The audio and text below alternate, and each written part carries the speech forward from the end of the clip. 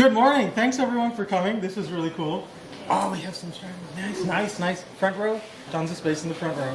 Yeah. Cool. Welcome. It's not working.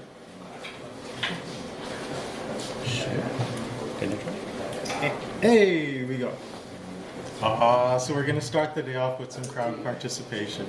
So a quick question for the room. What do you think is the purpose that UI serves in a product? Anyone? Just like, anyone? Any ideas? What purpose does a UI serve? Nothing? Okay, in the back. What do you got?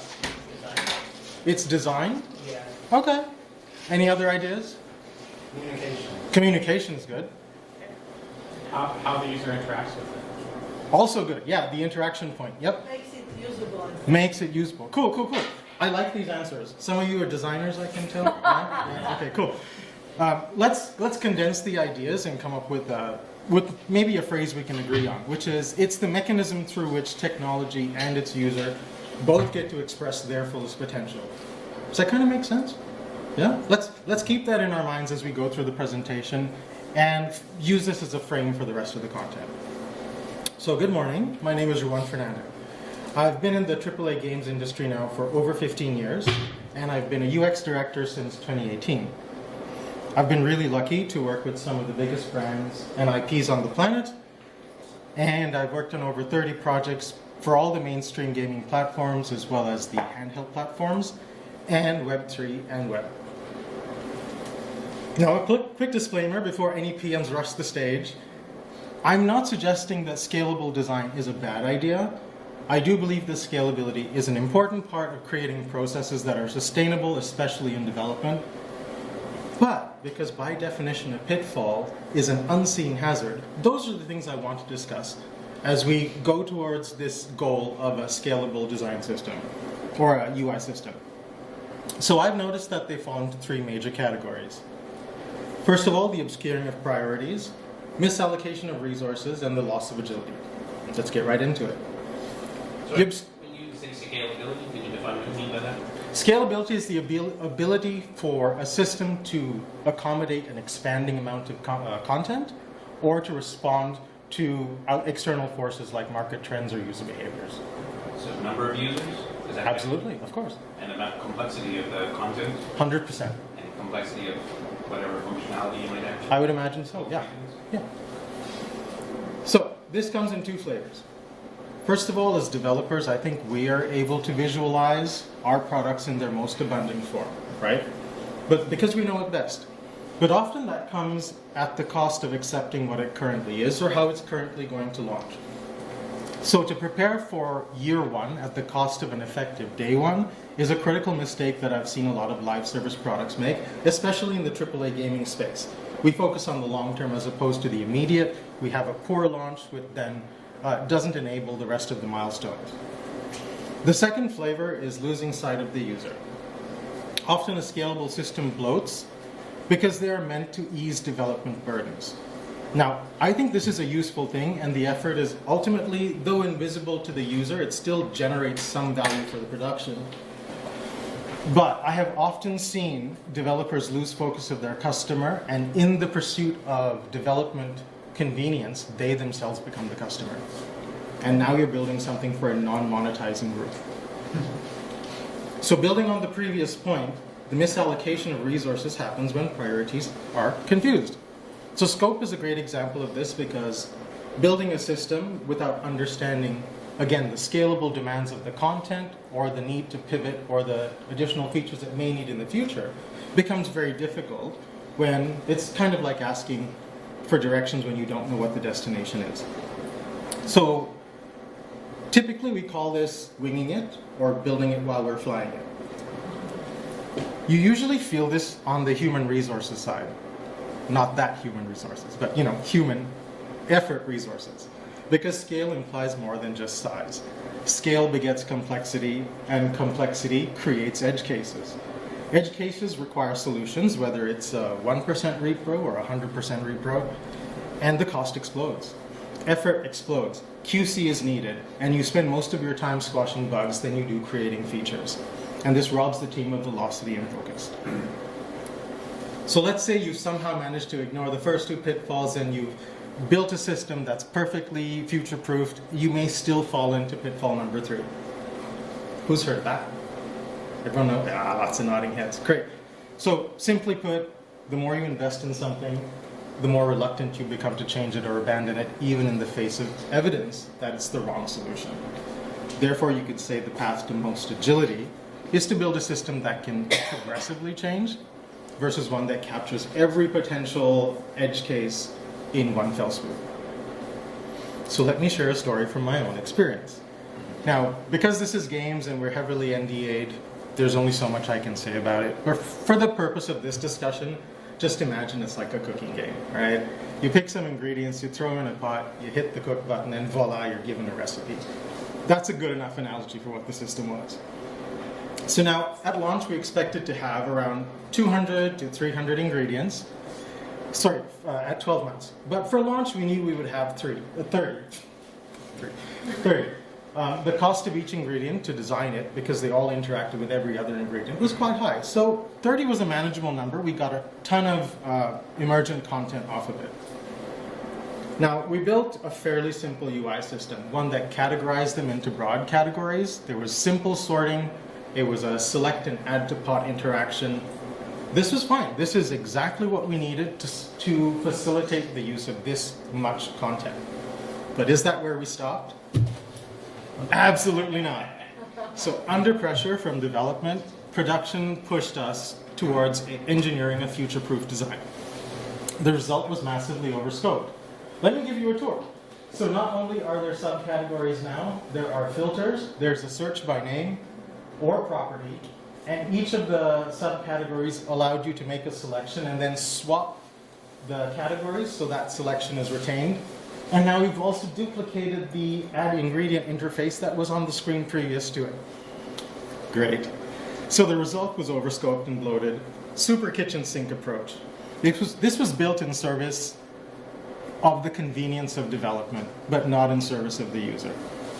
With our priorities so confused, we as a team struggled to align, and predictably, the game never launched. It consumed a lot of resources, took more time than it should have, and I have since moved away from that project. With the benefit of hindsight, how would I advise my past self to navigate those pitfalls in the future? Well, obviously, I'd prioritize better.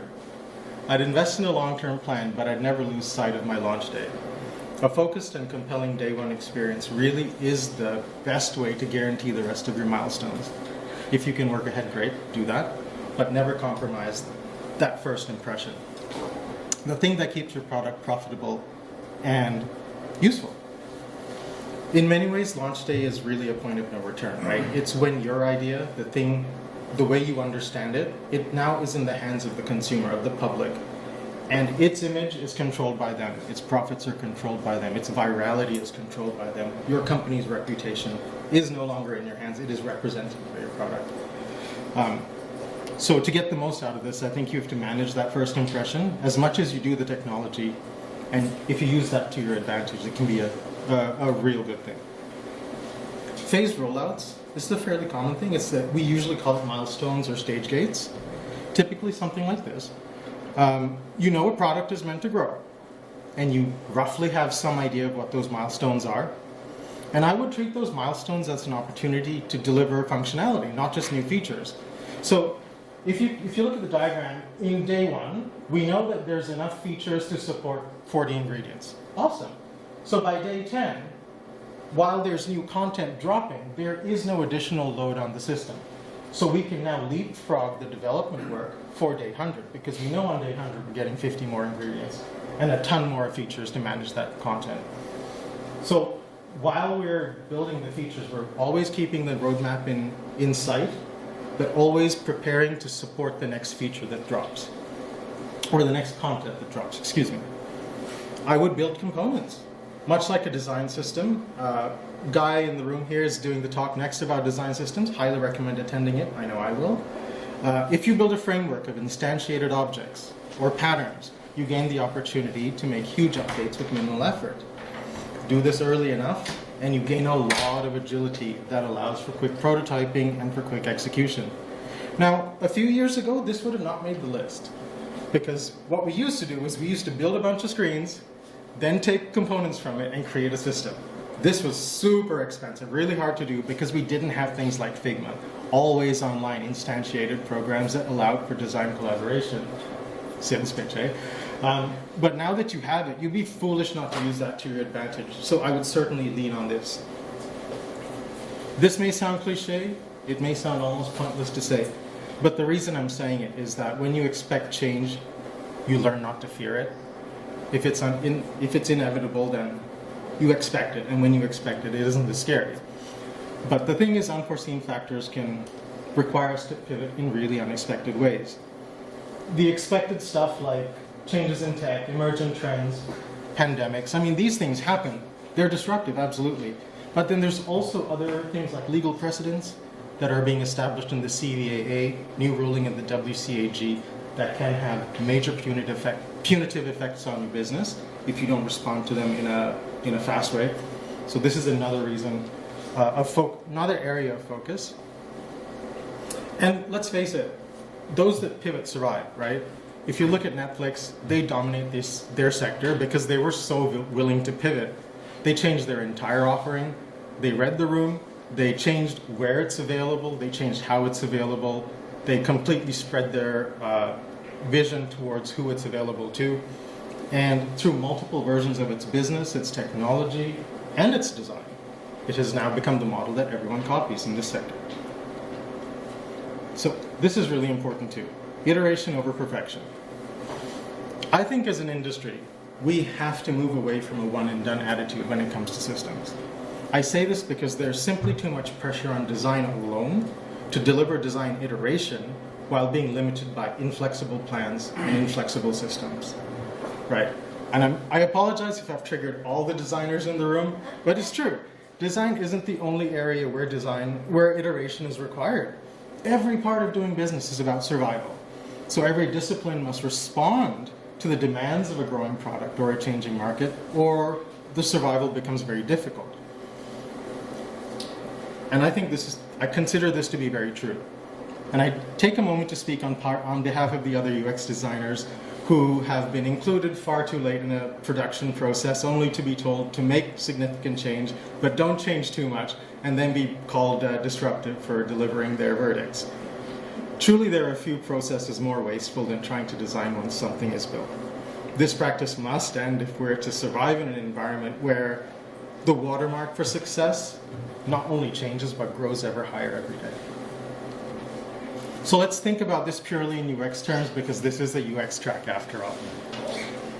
I'll give you this metaphor of the 12-course meal. Now, this model works, in part, because the environment is very controlled. The model works because change is not expected. Now, this is how traditionally we used to build systems.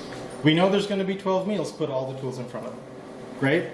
But think about it from a user point of view. The UX of this is really overwhelming. The cognitive load is extremely high. Not only do you have to have enough baseline competency to understand all the signals and signifiers that are coming at you, you now have the social pressure of picking the wrong thing and looking like a fool. Relatedness. This is a UX motivational concept. So users want to gain mastery and speed, and through that convenience, like those motivators like intrinsic motivators, competency, autonomy. You could also deliver the exact same functionality progressively, adding tools to suit the content.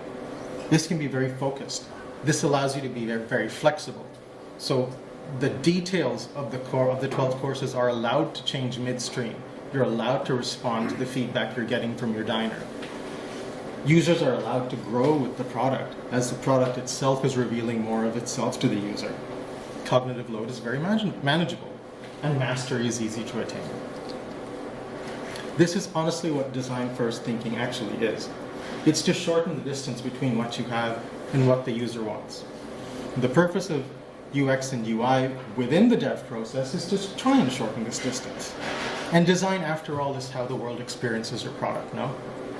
Whatever your technology is, you got to put a handle on it, and that is what the world experiences. So to correctly avoid the pitfalls, is to remember this and to be in service of it. So to wrap up, the pitfalls in pursuit of scalability are manageable, but the first job you have to do is to see them coming. Focus on a compelling day one. Remove fear of change so that you can expect it and react to it. And make sure the user's point of view is your focus as a team. I hope this helps you plan for your own amazing products and your own systems that you're building. You've been a great audience. We don't have a ton of time, but if you have questions, I'll gladly take them. Thank you.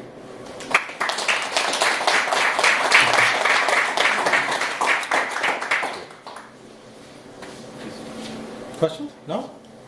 Oh, I thought I got away. Go ahead. That's right.